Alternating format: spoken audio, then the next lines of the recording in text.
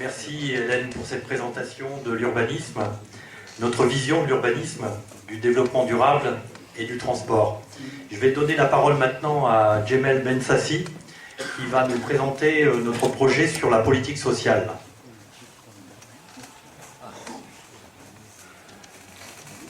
Bonsoir mesdames et messieurs.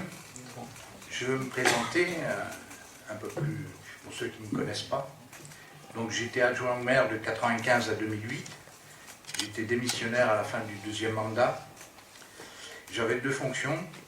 J'avais en charge l'intercommunalité, j'étais délégué au SICOVAL dans différentes commissions, économiques, déchets, appels d'offres, et puis après je représentais le SICOVAL au conseil d'administration de Jacques Prévert, ainsi que dans une SAHLM. J'ai été également président du syndicat intercommunal d'assainissement, qui regroupait, avant que la compétence soit reprise par le SICOVAL, 11 communes. Donc cette collectivité, je l'ai amenée à se moderniser.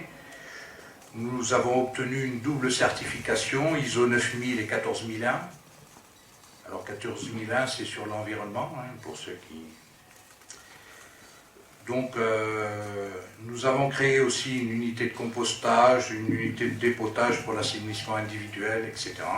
Donc, c'était devenu un des syndicats les plus performants sur le département. Et tout ça avec une gestion rigoureuse, puisque on a augmenté de 1,5% la redevance en moyenne sur 8 ans, avant que le SICOVAL reprenne la compétence. Depuis, ça a changé. Et tout ça avec une valorisation du personnel. Toujours dans ma faction intercommunale, j'ai obtenu du SICOVAL l'achat des terrains de la Masquère, qui nous a permis de développer la ZAC de la Masquère. Et en plus de ça, concernant les transports dont a parlé Hélène, j'étais le premier délégué à proposer l'extension du métro jusqu'à la Beige. À l'époque, je passais pour un farfelu, hein. Mais bon, depuis ça a changé. Donc, dans la fonction sociale, j'ai préconisé en 2007 la création d'un centre d'action sociale hors de la mairie pour en faire un lieu de rencontre et de solidarité. Ça n'a pas pu se faire pendant que j'étais en fonction, parce que j'ai commencé à avoir des problèmes de relation avec monsieur le maire, mais il l'a réalisé après mon passage en 2009. L'important, c'est que ce soit réalisé. Voilà. Donc, je voulais vous dire pourquoi... Ah oui, je voulais rassurer pour ceux qui pensent que notre équipe est anti-logement social. C'est ce qu'on fait dire dans certains immeubles qui viennent d'être inaugurés. Que je suis dans le logement social depuis une vingtaine d'années. Donc, je ne vois pas où...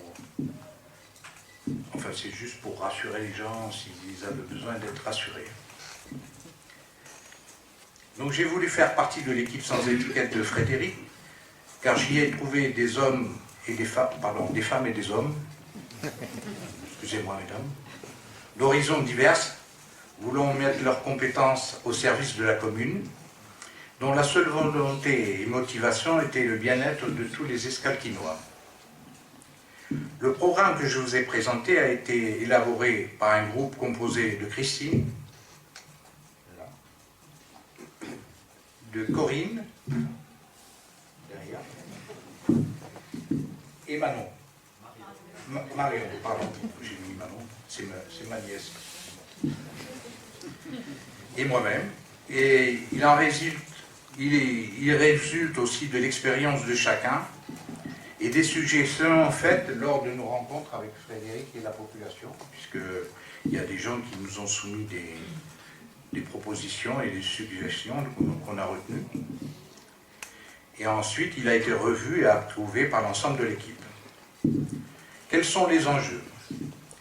Donc, les enjeux, c'est de la politique sociale et santé de notre équipe, c'est de répondre aux besoins des personnes en situation de fragilité ou en difficulté, en favorisant la recherche de leur autonomie. Ce que nous avons pu constater, c'est qu'il y avait des structures publiques en place très importantes et un personnel du CCAS qui était compétent. Sur différents chapitres, donc on va aborder le chapitre de l'emploi, nous voulons améliorer le... Pardon, je suis un peu... Oh oui. Nous allons améliorer le partenariat avec les employeurs locaux et proposer une offre médicale et paramédicale plus importante et variée. Nous accompagnerons les demandeurs d'emploi avec une véritable animation du réseau des partenaires publics et des entreprises locales. Nous faciliterons la mise en relation entre les besoins et les propositions de services, garde d'enfants et soutien scolaire, avec le chèque emploi-service. Nous favoriserons la création d'entreprises individuelles en passant des conventions avec des organismes proposant le microcrédit. Sur le logement, nous assurerons la transparence du processus d'attribution des logements sociaux, participation de l'opposition aux commissions d'attribution pour éviter le clientélisme. Nous tiendrons compte des besoins spécifiques des seniors et des personnes en situation de handicap dans l'attribution des logements sociaux. Nous favoriserons les colocations entre personnes âgées. Ça existe déjà avec les jeunes. On proposera que ce soit fait avec les personnes âgées. Cela permet un maintien à domicile, l'entraide et la socialisation et évite l'isolement. Pour les seniors, donc, nous maintiendrons et adapterons les services communaux aux personnes âgées, actions d'animation, services et soins à domicile, prévention, comme le plan canicule, mais qui existe, le grand froid, actions de visite. Et nous essaierons aussi de prendre en compte les besoins des anciens, puisqu'on a appris que la mairie, qui normalement devrait connaître la démographie de la commune, ne s'était pas aperçu que le nombre de personnes âgées avait augmenté et qu'ils avaient toujours un local assez exigu, alors que le nombre de personnes a augmenté. Pour l'handicap, nous améliorerons l'accessibilité des personnes en situation de handicap aux bâtiments publics. Exemple, pour l'accès aux réunions du conseil municipal. Parce qu'actuellement, pour qu'ils y accèdent, c'est un peu difficile. Et au transport aussi, puisque la navette n'est pas, comment dirais-je, équipée pour le transport d'handicapés. Pour la petite enfance, nous veillerons à mieux articuler le service public de garde d'enfants avec le réseau des assistantes maternelles. On a pu percevoir, en faisant du porte-à-porte, qu'il y avait, comment dirais-je, des choses à améliorer dans ce domaine-là. Et en fonction de l'état des lieux qu'on aura fait, on pourra éventuellement aussi proposer la création de crèches familiales. Sur la santé, nous prendrons en compte, dans le projet Centre-Ville, des attentes des praticiens afin d'offrir aux Escalquinois des compétences variées dans le domaine médical et paramédical. Et ça, Hélène en a parlé déjà.